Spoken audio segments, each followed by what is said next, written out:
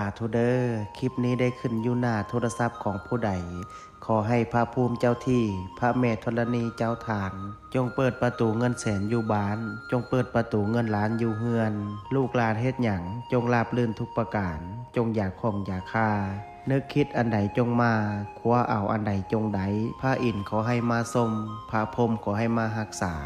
เทวบุตรเทวดาขอให้มาคุ้มครองขอให้สุขกับมั่งขอให้หั่งกับมีขอให้เป็นเศรษฐีหน้าใหม่ขอให้รวยทันใจทุกประการดวงเปิดชีวิตเปิดงานเปิดค้าขายเปิดเงินแสนเงินล้านจงไหลเข้ามามือซ้ายจับเงินตื้อมือขวาจับเงินแสนว่าไปจงมีคนซอยสู้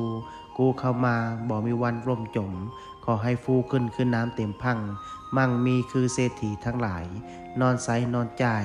อูอะอูอังนะโมพุทธายะท่านใดที่ได้ร่วมพิมพ์สาธุกดแชร์ออกไปแล้วขอให้สิ่งที่เว้ามาจงเกิดเป็นจริง